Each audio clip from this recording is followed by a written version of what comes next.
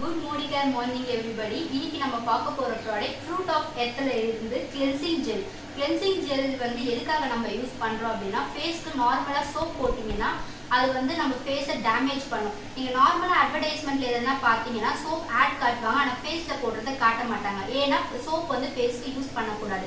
Cleansing gel or face wash இந்த மாதிரி items தான் நம்ம ஃபேஸ்க்கு போடும்போது ஃபேஸ் வந்து ஹார்ம்ஃபுல் ஆகாம இருக்கும். நம்மளோட கிளென்சிங் ஜெல் மூடிக்காரில் இருக்கிறதுல பார்த்தீங்கன்னா நமக்கு ஆப்ரிகாடும் டீ ட்ரீ ஆயிலும் சேர்ந்த மாதிரி இருக்கு இன்கிரீடியன்ட்.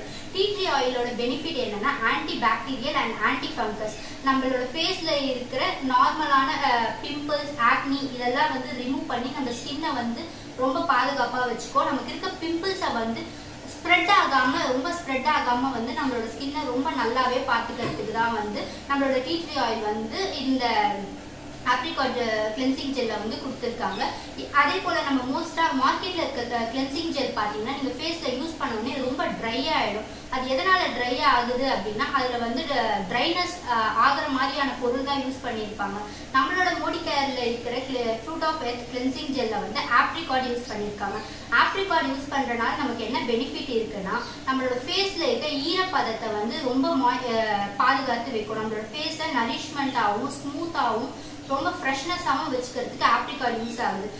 மோஸ்ட்டாக நார்மலாக இருக்க கிளென்சிங் ஜெல்ல பார்க்கும்போது நம்மகிட்ட இருக்கிற எல்லா ஆயிலி வாட்டர் நம்மளோட ஸ்கின்ல இருக்க எல்லா ஹைட்ரேட் பவரையும் அதை வந்து ரிமூவ் பண்ணிடும். நம்ம மோடிகேர்ல இருக்க கிளென்சிங் ஜெல் நம்மளோட ஃபேஸை ஹைட்ரேட் பண்ணும்.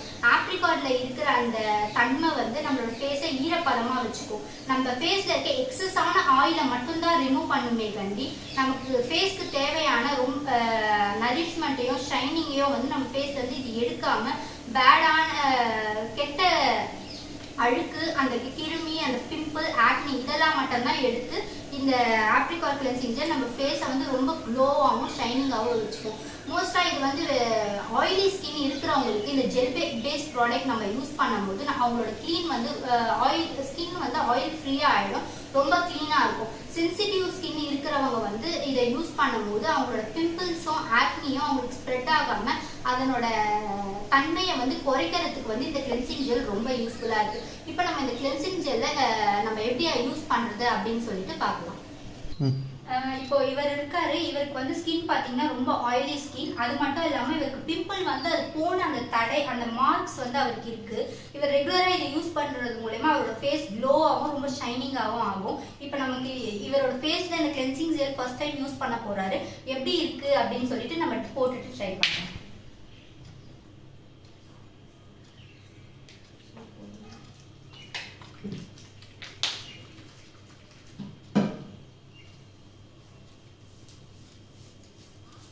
ஃபுல்லாக நம்மளோட ஃபோர்ஹெட், சீக்ஸ், நோஸ், மோஸ்ட்டாக இந்த செக்ரீட் ஆகிற ஆயில் வந்து ஆயிலி ஸ்கின் இருக்கவங்களுக்கு இந்த டீ ஏரியா தான். டீ ஏரியானா இந்த ஃபோர்ஹெட்லேருந்து இந்த ஷேப் வரைக்கும் அவங்களுக்கு அந்த ஏரியாவில் இப்போ போடும்போது நல்லா அந்த ஆயில் வந்து எக்ஸ்ட்ரா இருக்க ஆயிலை ரிலீஸ் பண்ணிட்டு ஸ்கின்னுக்கு தேவையான குட்டை ஆனால் அந்த ஹைட்ரேட் பவரை இதை வந்து வச்சுக்கிறதுக்கு தான் இந்த ஆப்ரிகாட் ஜெல் இருக்குது. மெயினாக இதில் வந்து பிஹெச் வேல்யூ வந்து பேலன்ஸாக இருக்குது. பிஹெச் பேலன்ஸாக இருக்கும் போது தான் நம்மளோட ஸ்கின் வந்து ரொம்ப ஹெல்த்தியாக இருக்கும்.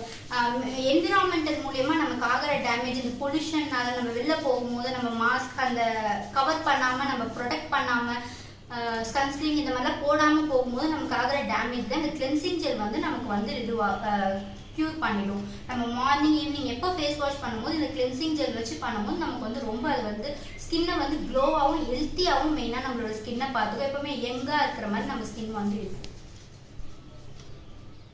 இப்போ வெட் கிளாத் எடுத்து நம்ம வாஷ் பண்ணிடலாம்.